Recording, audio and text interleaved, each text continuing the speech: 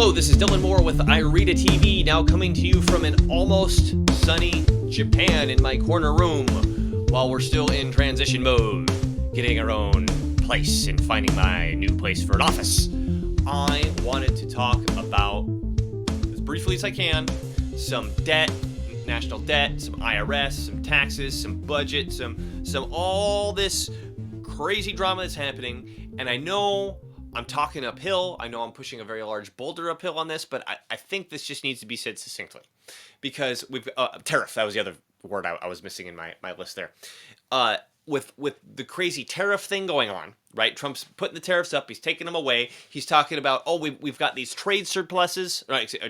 The other countries have the trade surpluses. We have these trade deficits with these countries spanning over 4-5 decades, and we've got this massive national budget, and we've got these huge taxes on the population that, half the money's getting stolen that we're finding out through Doge, and all these adjustments need to be made. So we need to have a good spending bill passed. We need to get tax reform passed, and I'm even talking about abolishing the IRS because the country once upon a time, a little more than 100 years ago, there weren't any income taxes, and we survived entirely off of taxes that we generated from tariffs. And it's drawing this very, very complicated picture, and I'm just going to simplify the whole thing. And I'm going to point at the IRS, right? Let's point at the IRS right there. Because there's this conversation of getting rid of the IRS, and everyone's like, yeah, get rid of the IRS. But what are we going to do about the debt? What are we going to do about the spending? This is your friendly reminder that the reason to get rid of the IRS now, and when I say get rid of the IRS, I mean specifically to stop the income tax, stop the FICA taxes, the Social Security and Medicare taxes. Now don't confuse that with I said get rid of Social Security and Medicare. I just said get rid of those taxes.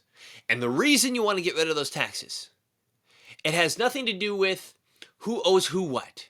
It has nothing to do with who should pay for it. It has nothing to do with, the boomers paid into it, but then they threw the debt at the younger generations, and they're going to pull it out, and then we're going to be left with nothing, and so who's bad?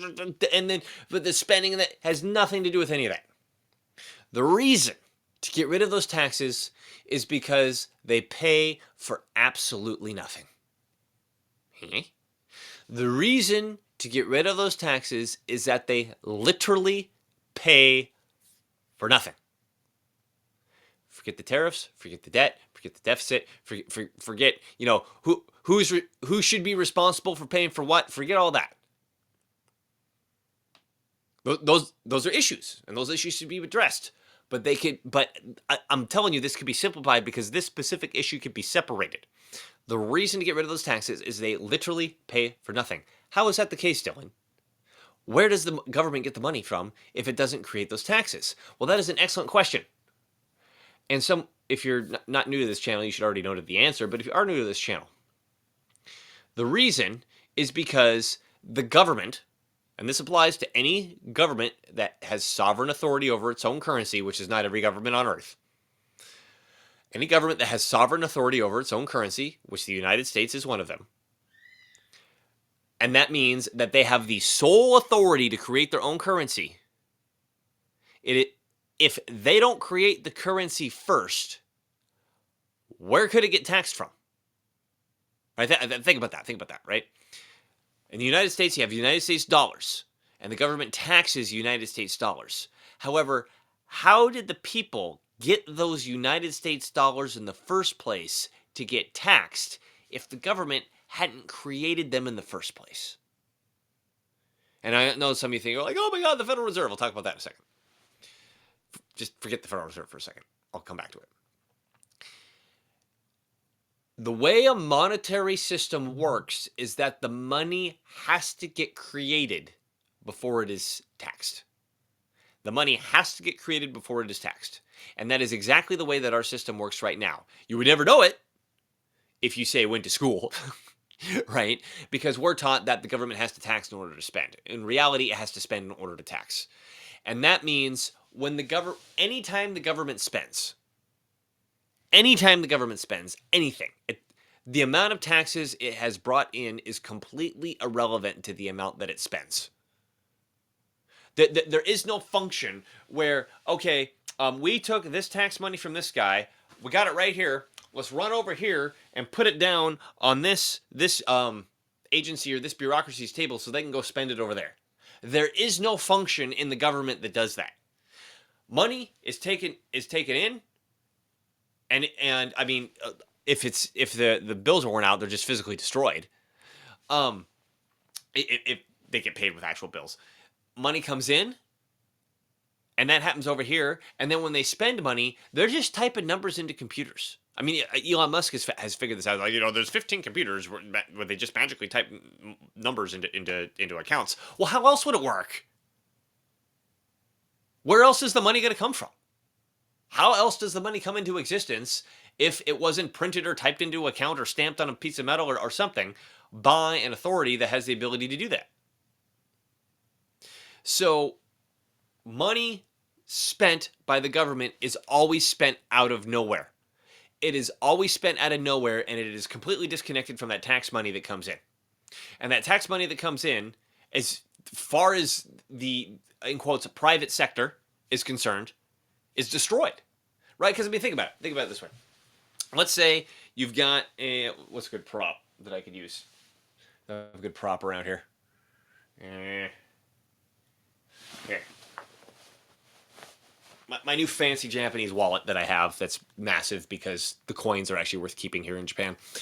They've got a 500 yen coin, which is historically roughly about $5, but now it's a bit cheaper than that. It's closer to 3 something.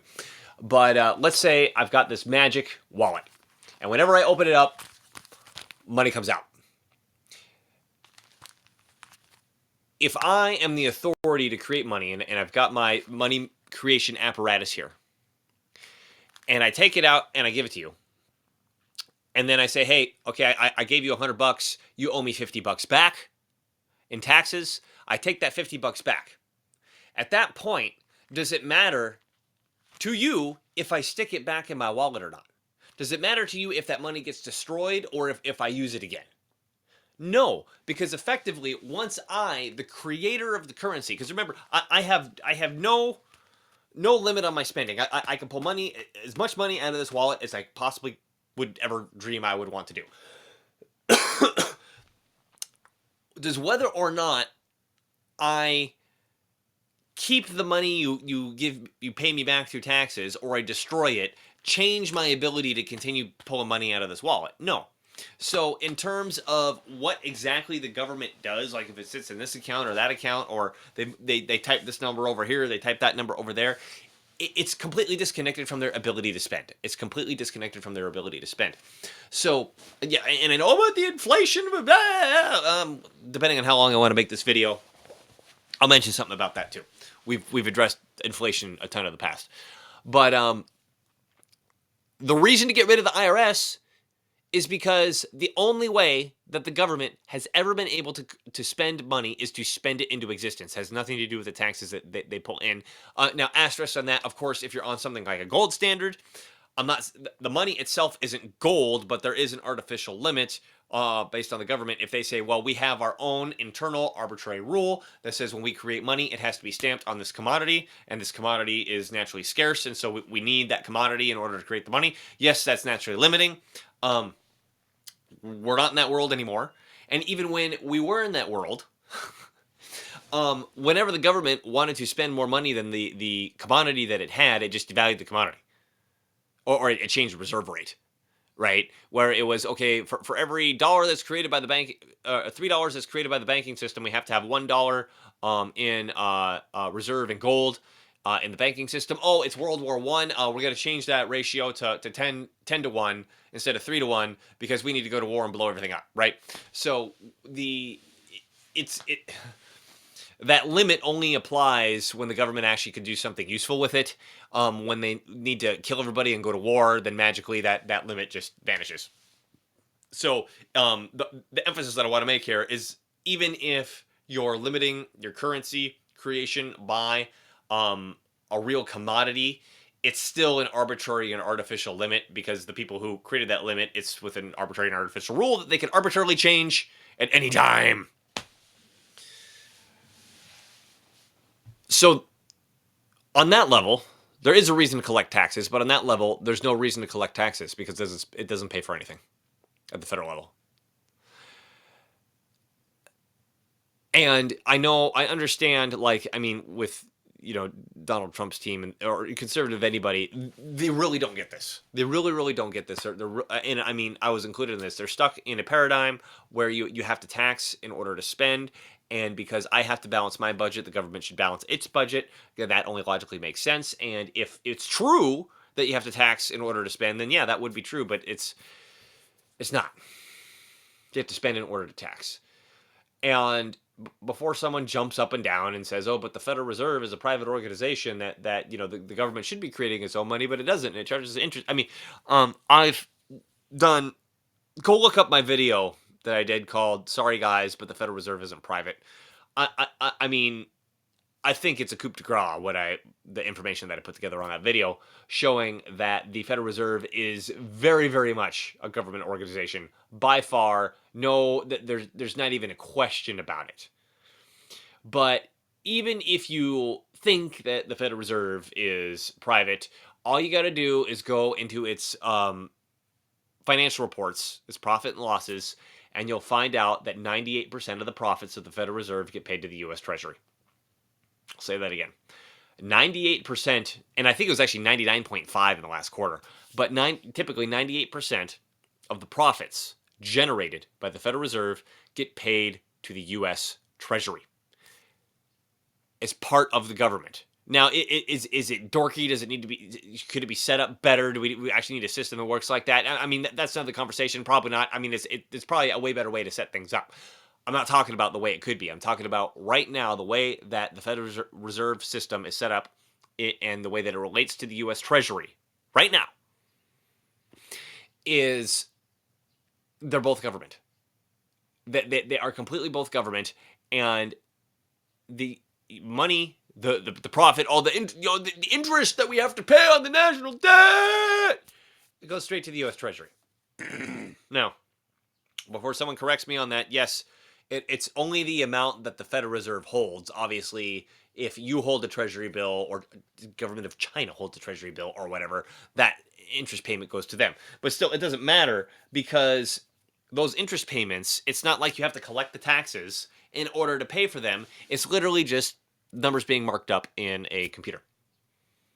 And there's no one even typing anymore. It's all automatic. Of course, it's all automatic with the crazy computers we have these days. So,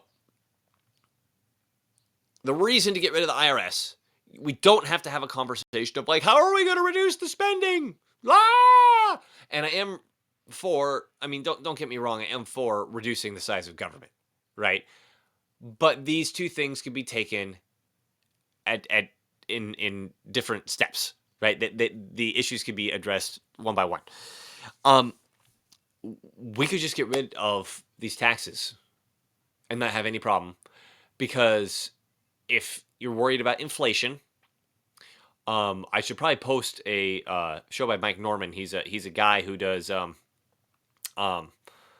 financial recommendations, like stock plays and stuff based on fiscal flows and this economic theory that I'm not necessarily espousing. I haven't even said what it is yet, but based on this economic theory, how to understand the flows of the stock market. Because, I mean, to say it as simply as possible, when the government spends more money, there's more money to go into the stock market. When the government sucks more money out of the system, the money comes out of the stock market. And I mean, he just goes on every day and he says, okay, well, this much money came in or this much money came out. So, I mean, more or less, we can kind of expect the stock market to do this or that. I mean, there's more factors, but that's like the backbone of what's going on. And then you have your individual, well, this company did that, or the politics said this, or China said this scary thing, or the tariff, whatever. I mean, actually, the tariffs are a good example on this, in that the when all these tariffs are announced, there was this panic that went down, and Mike Norman, again, check out his YouTube video. He was like, well, the fiscal flows are still strong. The money coming out of being printed by the government is still strong. So there's this emotional reaction that's happened according to these tariffs, but the money's still there coming in. He said, expect a rebound, because all this emotional stuff is just, temporary. It's going to go away. And I mean, I guess it's hard to say if that's true or not, because well, I mean, I think it is true, but it's hard to say on this specific example because Trump supposedly took tariffs away for 90 days, and then that caused the rebound. But even so, the money's still there. The money's still there. And so I recommend checking out Mike Norman, because the point that I wanted to get to, which was inflation, is that he explains this beautifully, that printing money doesn't cause inflation as long as there are things to buy. What? Printing money doesn't cause inflation as long as there are things to buy. Asterisk. If you define inflation as an increase of the money supply, yes, printing money, increasing the money supply causes inflation, but that's just like, it's just such a dumb thing to say when people say that. Like, think about it.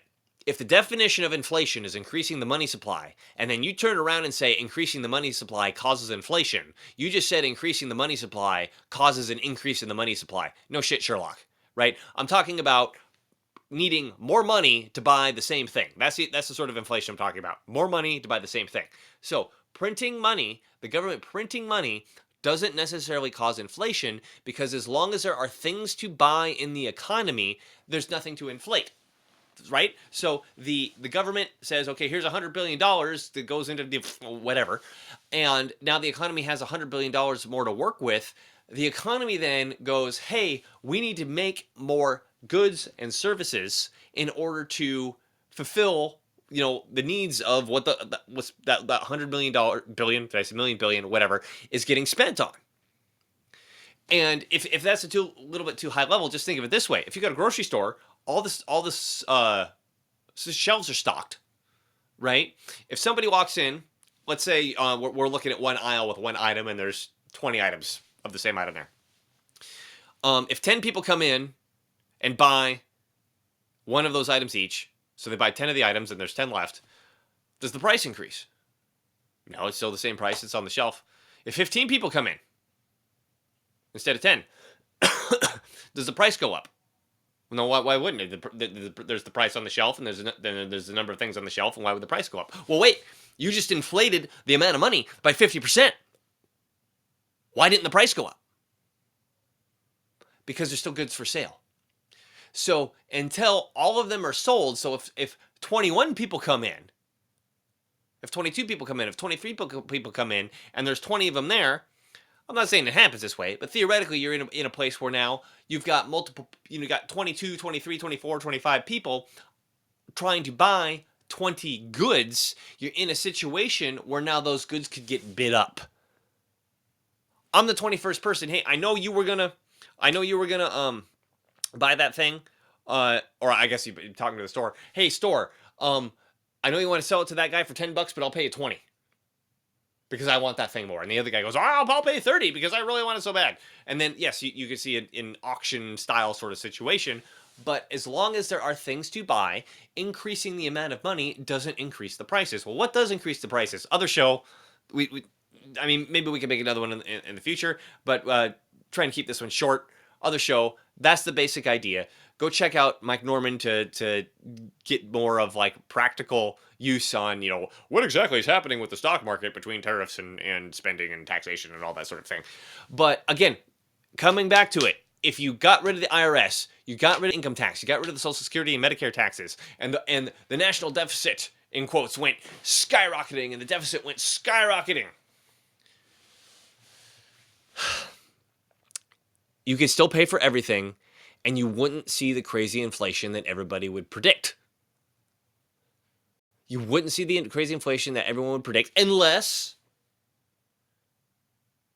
there was nothing to buy, right? If the regulations are so crazy that you're not allowed to take that money and, say, build a new factory or start a new business, let me put it this way. If the money gets created and somebody takes that money and goes and makes a new business, and that business creates new goods and services, you now increase the money supply while simultaneously increasing the things that money can buy, right? Does that make more sense in terms of, why we wouldn't see or not see inflation?